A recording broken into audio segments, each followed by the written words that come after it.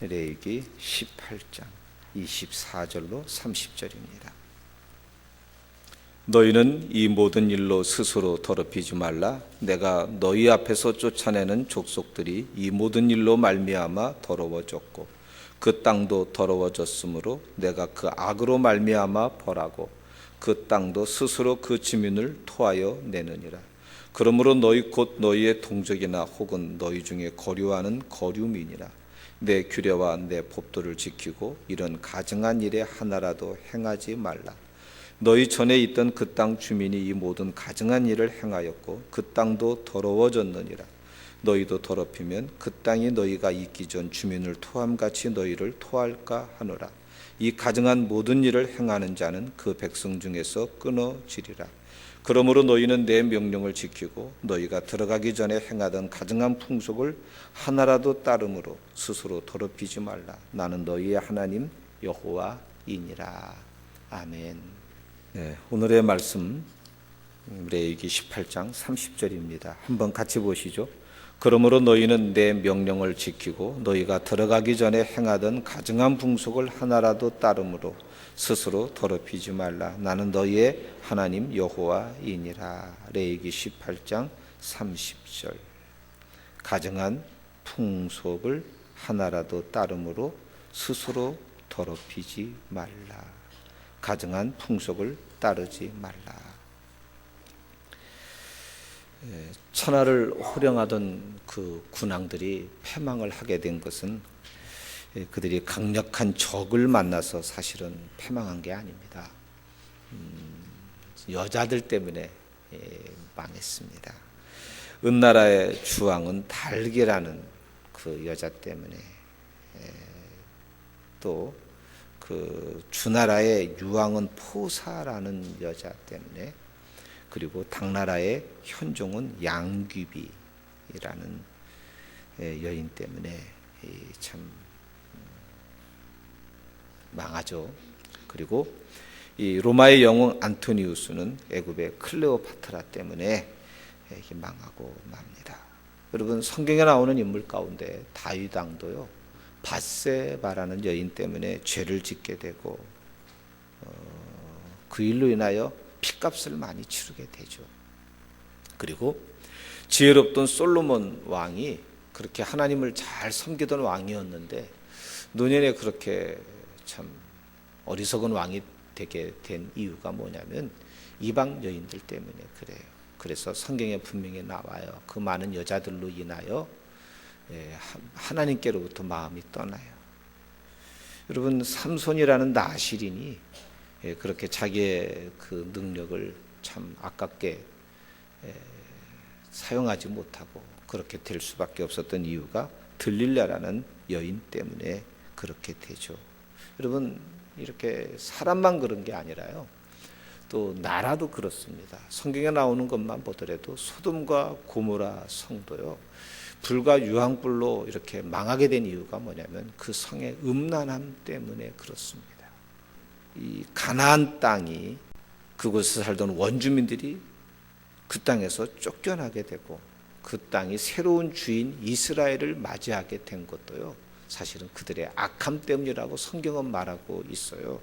여러분, 우리나라는 외세 침입으로 많이 시달려 왔습니다. 제가 기초교회 할 때 배대를 공부하는데 그 학교 선생님 부인이었어요. 제가 지금도 이름을 기억하는데, 우리 배대를 공부를 하는데 우리가 마침 사사기 이 부분을 공부할 때였어요. 그 여자분인데 도무지 이해를 못 하시는 거예요.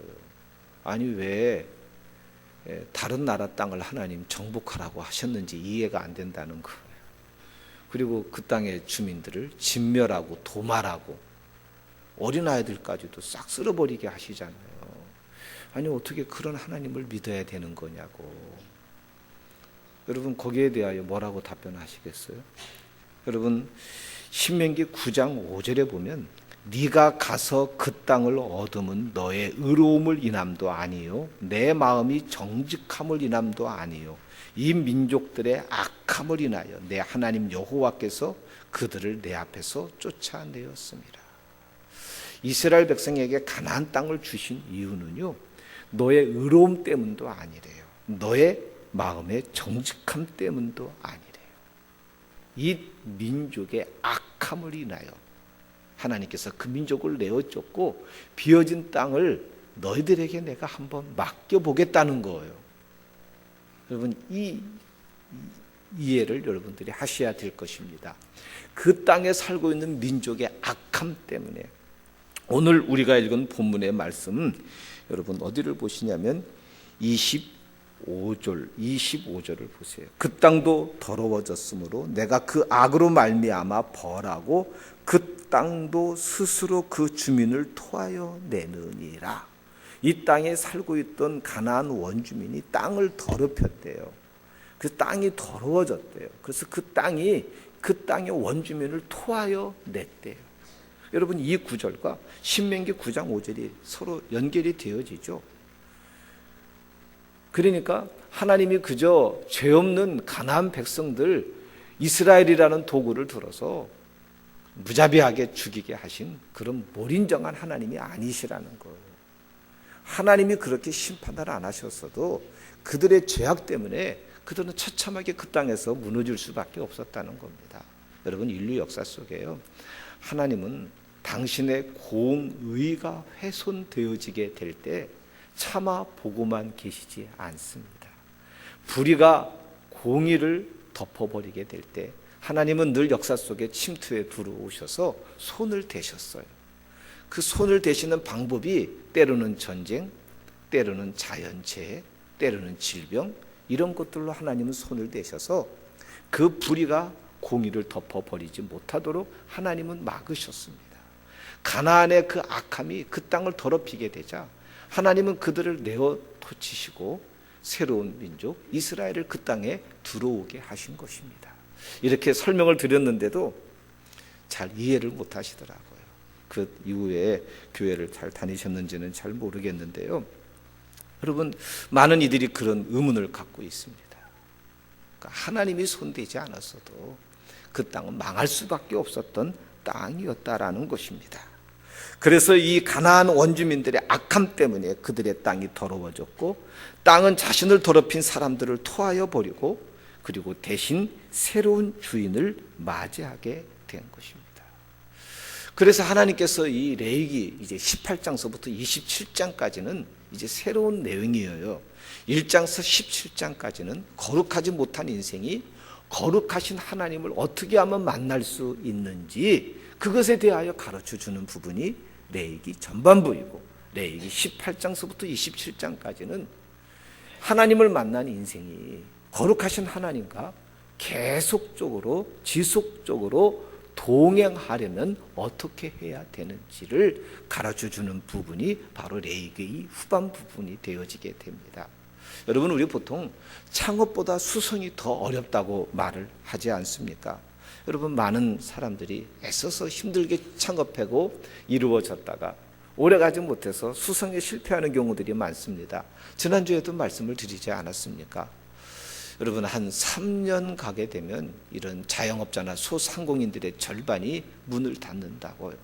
한 10년 지나면 75%가 문을 닫는답니다. 25%만 살아남게 되고요. 도대체 여러 이유가 있을 것입니다. 여러 이유 있습니다. 사업의 지혜가 없고 준비가 안 되어 있고 등등 여러 가지가 있겠지만, 여러분, 그 가운데 중요한 요소 한 가지가 뭐냐면 이 바르지 못한 사생활입니다. 문란한 사생활 때문에 그렇습니다. 그래서 아무리 크고 견고한 성이라 하더라도 그 성을 이끌어가는 사람이 문란하게 살아가게 되면, 바르지 못한 생활을 하게 되면 그 크고 견고한 성도 한순간에 무너질 수 있습니다. 앞서 말했던 그 여러분 은나라의 주왕은 달기라는 여자한테 현혹되어져 가지고 나중에 당나라의 현종은 양귀비 때문에 아주 나라가 어지러워지게 되고 마지막 노년을 참 쓸쓸히 지내게 되어지게 되죠. 여러분, 그렇습니다. 이번에 우리 여전도에서 그 1박 2일로 여행을 갔는데 경주와 부산을 갔습니다. 경주에 갔다가 그 교동에 경주 채부잣집을 이렇게 들리고 왔습니다.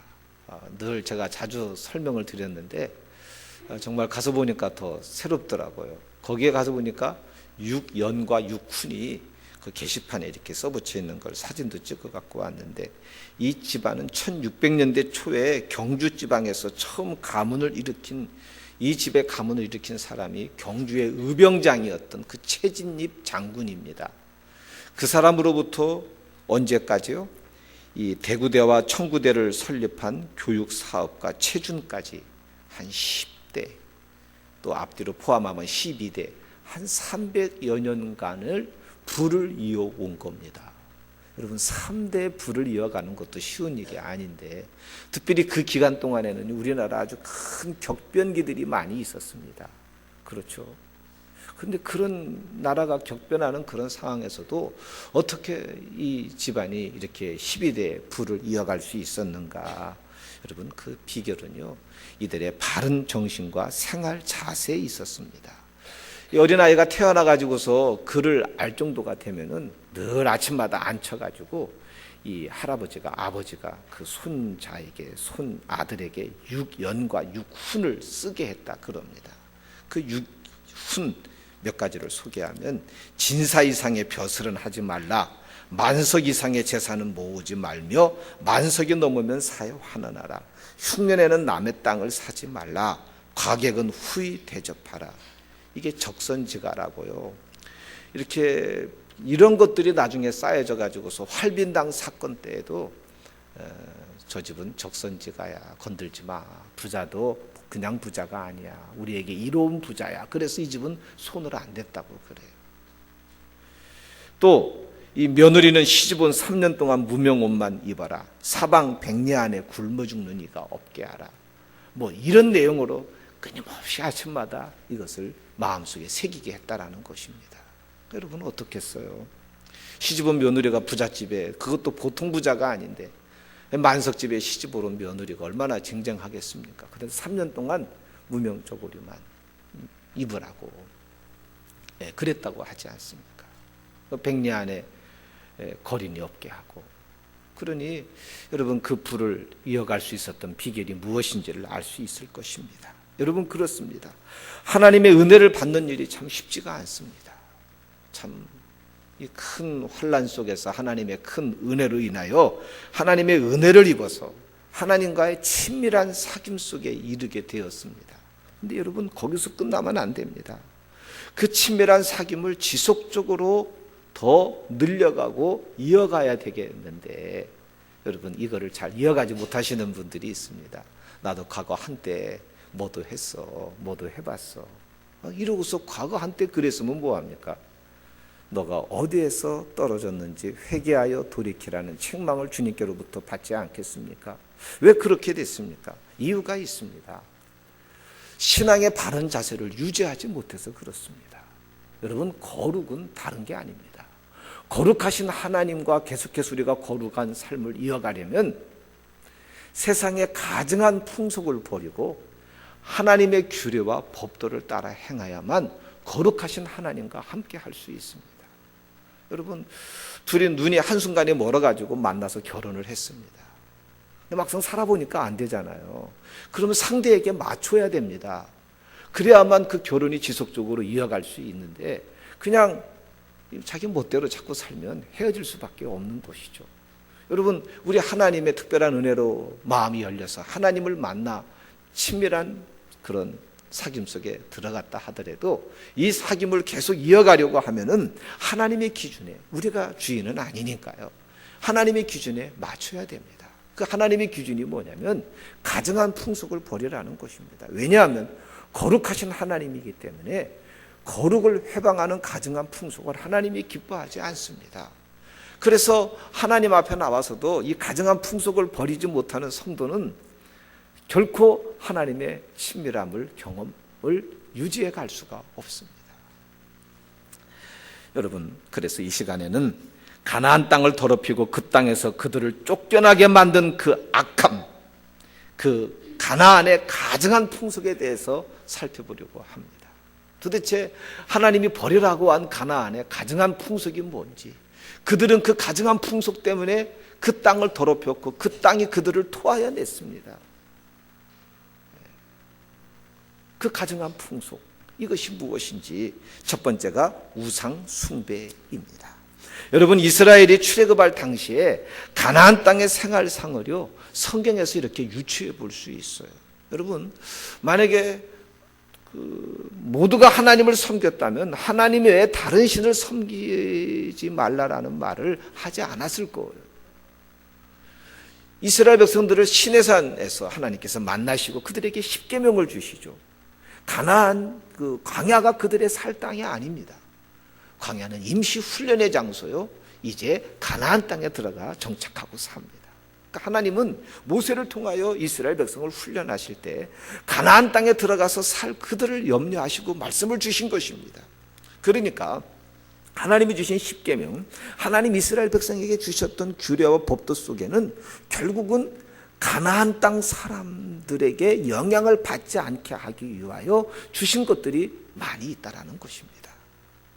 그래서 하나님께서는 십계명을 주셨습니다. 출애굽기 20장에서 주셨죠.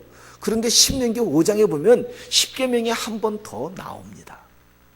이거 재차 반복을 한 거예요. 이 신명기는 어떤 내용이냐면 이스라엘 백성이 가나안 땅에 들어가기 직전입니다. 이제 모세가 죽기 직전에 다시 한번 저들에게 확인을 하는 것입니다. 그래서 신명기 5장에 십계명이 기록되어 있는데, 여러분, 당시 가나안 원주민들은요 십계명과는 거리가 먼 삶을 살았어요. 살아도 너무 먼 악한 삶을 살았습니다. 그래서 하나님이 그들의 그 악함 때문이라고 말하지 않았습니까? 그래서 그들은요 바알이라는 신, 아세라라는 신, 그 외에 여러 신들을 섬겼어요. 그러니까 가나안 땅의 종교는 다 신교였습니다. 그래서 하나님은요 이스라엘 백성들에게 그 땅에 들어가면 그들과 언약을 맺지 말래요. 그래서 출애굽기 34장 15절로 16절에 보면 너는 삼가 그 땅의 거민과 언약을 세우지 말지니 이는 그들이 모든 신을 음란히 섬기며 그 신들에게 희생을 드리고 너를 청하면 내가 그 희생을 먹을까 함이며 또 내가 그들의 딸들로 내 아들들의 아내를 삼음으로 결국은 그들의 신들을 음란히 섬기게 할까 함이라. 가까이 하게 되면 서로 왕래하게 되고 또 결혼도 하게 되지 않겠느냐. 그러면 너희가 그들의 신을 섬기게 될까 하니 그들과 언약을 맺지 말랍니다. 여러분, 하나님께서 아브라함으로 하여금 갈대아 우르를 떠나게 하신 것도, 믿음의 족장들에게 자녀를 이방인과 결혼하지 못하게 한 것도, 또 그들과 가까이 지내지 못하게 한 이유도, 또 이스라엘 백성을 애굽에서 이끌어내가지고 십계명을 주신 이유도 다 어디에 있냐면 세상의 신들을 섬기지 못하게 하기 위하여 하나님께서 그런 것입니다. 아브라함 우상이 가득한 갈대아 우르에서 살았습니다. 여러분, 그곳에서 살아가지고 하나님 제대로 섬기겠습니까? 이스라엘 백성들을 애굽 땅에서 이끌어낸 이유도요, 애굽은 다 신교였어요. 여러 신들을 만들어 섬겼습니다. 거기에 두어서 안 되거든요. 그래서 하나님이 이끌어내셨어요. 온 천지가 다 여러 신들로, 잡신들로 하나님의 마음을 속상하게 하고 있었습니다. 이스라엘에 들어갈 그 땅도 역시 여러 신들이 그 땅을 정복하고 있었어요. 그래서 하나님께서 십계명을 주신 것이고 그 땅 사람들과 교류하지 말라고 말한 겁니다. 십계명의 1계명이 뭡니까? 너는 나 외에는 다른 신들을 내게 두지 말라예요. 두 번째 계명은 뭡니까? 그것들을 너를 위하여 우상을 만들지 말고 그것들에게 절하지 말고 섬기지 말라입니다. 첫 번째가 나 외에 다른 신을 두지 말고, 두 번째가 그것들을 우상을 만들어 섬기지 말라 그랬습니다. 왜 하나님께 다른 신들을 섬기지 말라고 했는지, 우상을 만들지 말라고 했는지 이유를 아십니까? 천하에 하나님 같은 신이 어디 있으십니까? 창조주 하나님이 어디 있으십니까? 다른 신은 없습니다. 인간이 자기의 필요에 의하여 만들어낸 가짜 신만 있을 뿐입니다.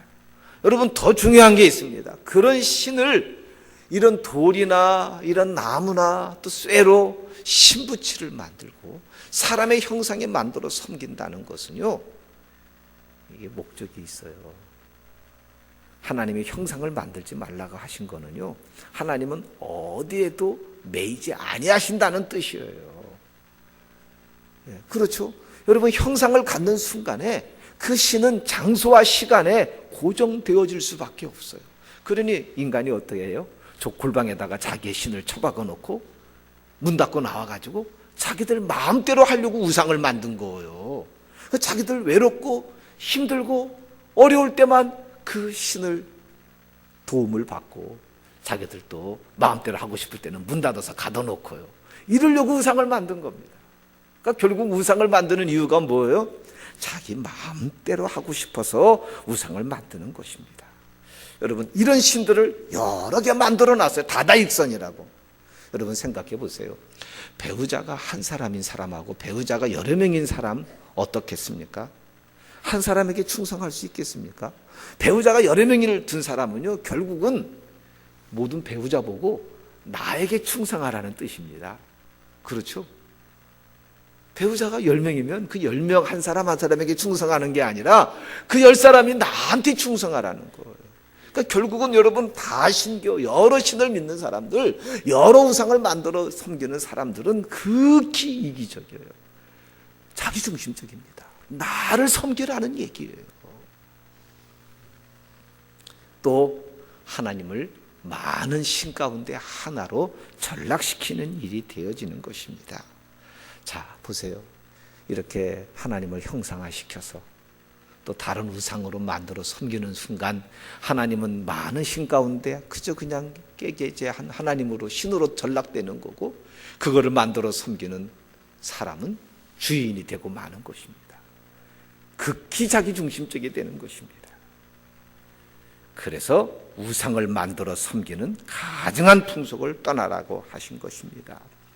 여러분, 모든 죄의 뿌리가 사실은 어디에 있냐면요, 신을 금이나 돌 같은 신붙이나 사람의 형상으로 만들어 섬기는 우상 숭배에서부터 시작이 됩니다.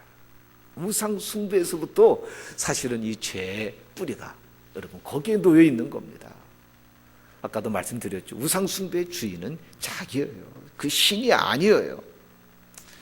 하나님이 그래서 이 우상 숭배를 가증히 여기신다 그랬습니다.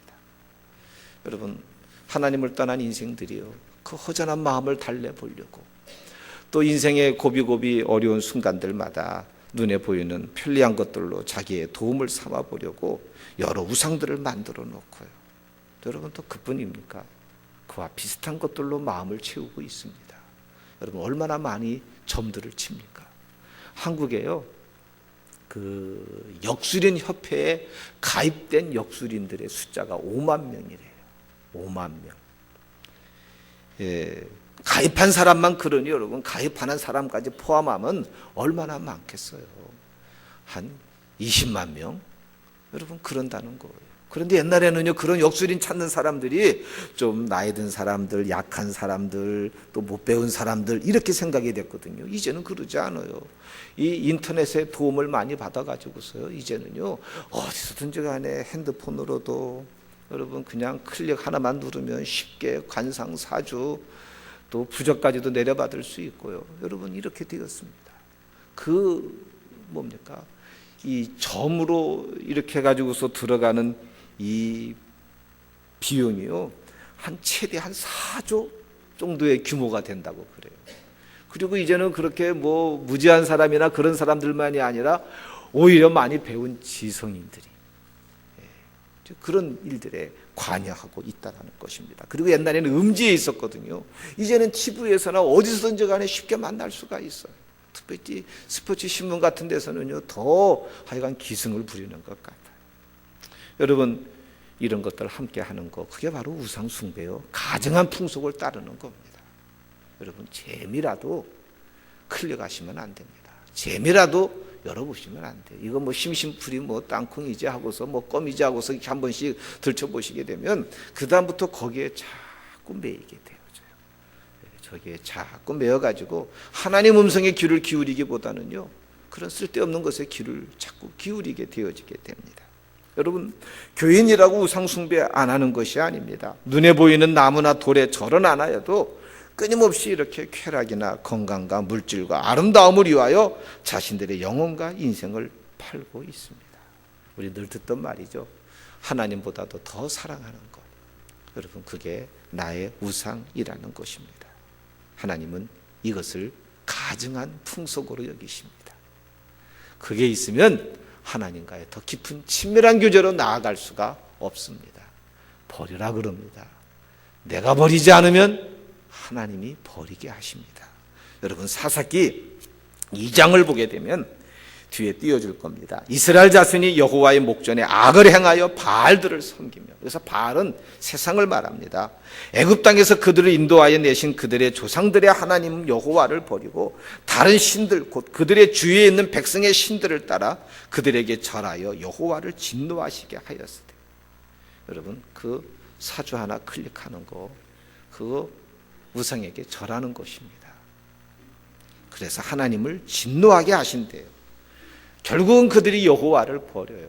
나는 안 버렸는데 많은 신들 가운데 하나로 하나님을 놓는 것은 하나님을 버린 것과 마찬가지예요. 다른 우상을 섬기는 그 순간 하나님을 많은 신들 가운데 하나로 전락시키는 것입니다. 하나님을 버린 것과 마찬가지입니다. 그럴 때 하나님은 진노하셔서 어찌하셨다고요? 14절에 보면 노략하는 자의 손에 넘겨주사 그들이 노략을 당하게 하시고 또 주위에 있는 모든 대적의 손에 팔아 넘기심에 그들이 다시는 대적을 당하지 못하였고 그들이 어디로 가든지 여호와의 손이 그들에게 재앙을 내리시니 여호와의 말씀하신 것과 같아서 그들의 괴로움이 심하였더라.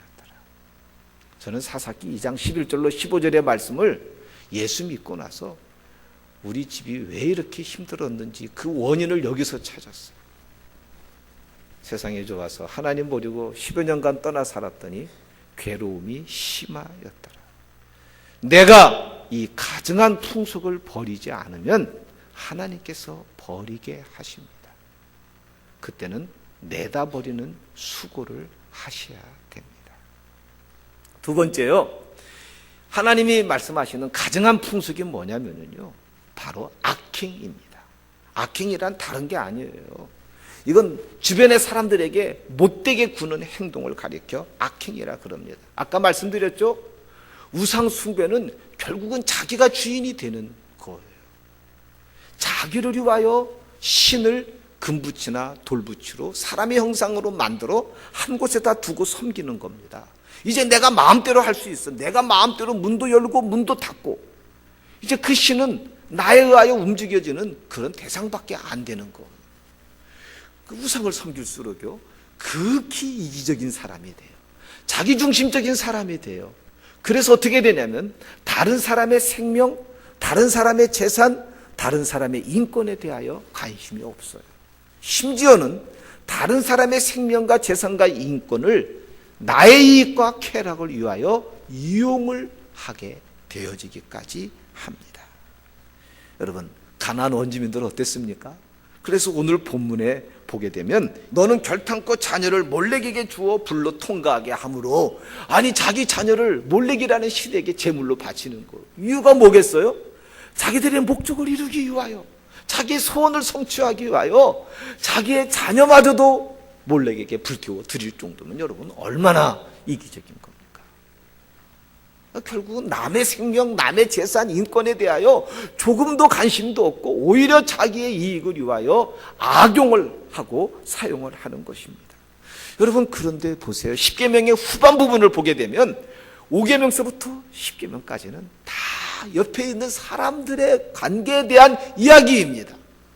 10계명의 절반 이상이 후반부가 바로 함께하는 사람들의 생명과 재산과 인권을 존중히 여기라고 주신 계명인 거예요. 앞부분은요, 하나님을 존중히 여기라고 주신 계명이고 뒷부분은 사람을 존중히 여기라고 주신 계명이에요. 여러분, 이스라엘이 하나님 외에 다른 신을 섬겨서만 망한 게 아닙니다. 이스라엘이 망한 또 하나 이유가 뭔지 아세요?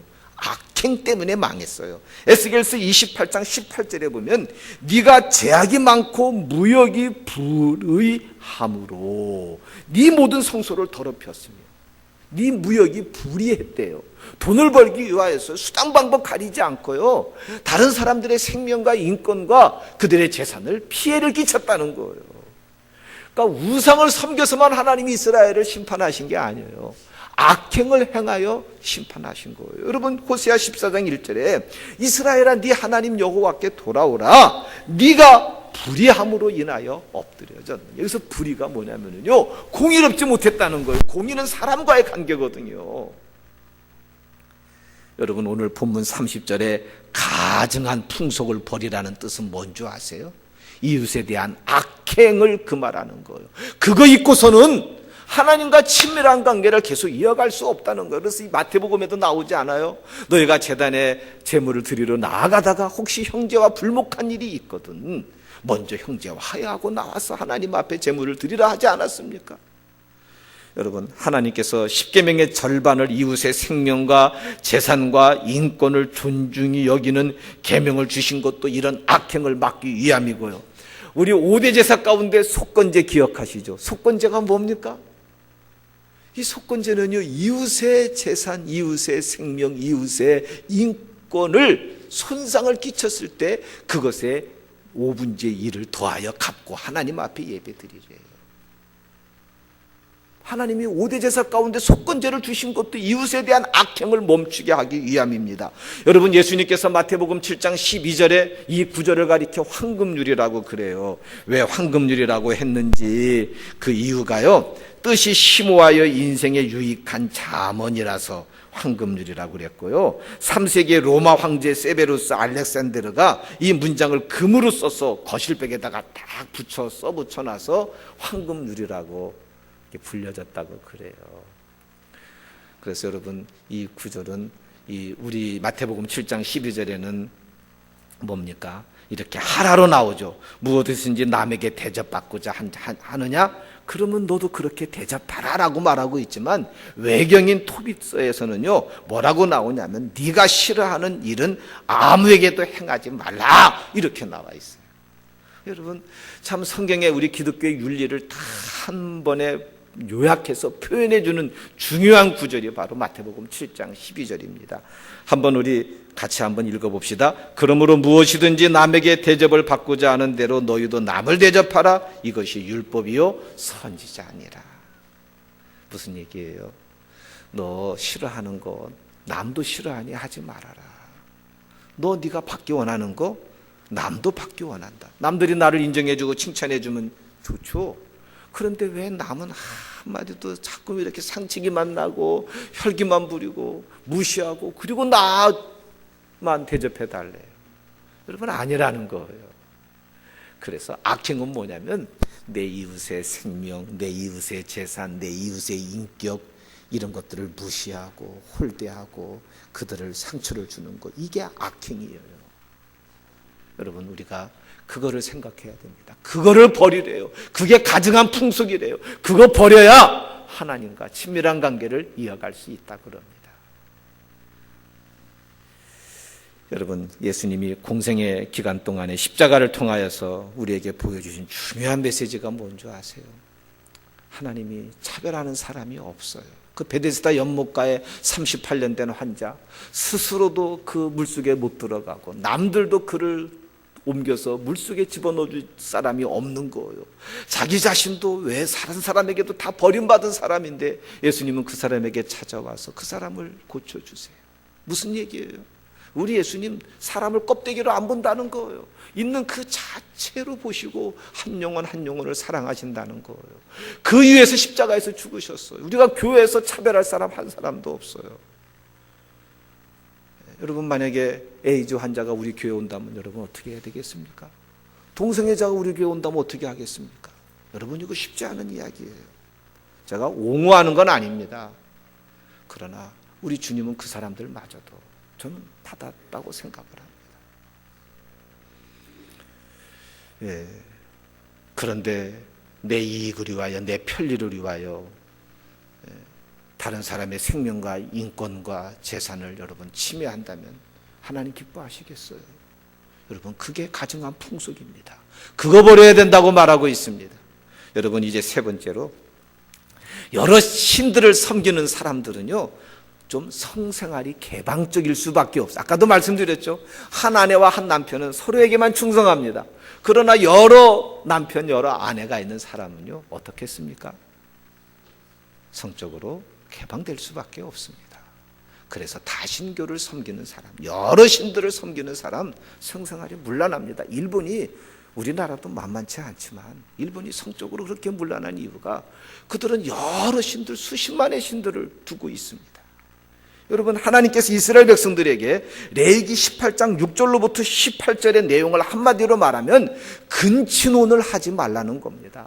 너희 가족끼리 성생활하지, 아내와 남편 외에 다른 하체를 건들지 말라는 거예요. 그 다음에 19절로부터 23절은 뭐냐면은 여러 음행을 이야기하고 있어요. 심지어 동성애, 수간도 여기에 나오고 있어요. 이런 거 금하라고 말하고 있습니다. 이게 하나님 보시기에 가증한 풍속이라는 것입니다.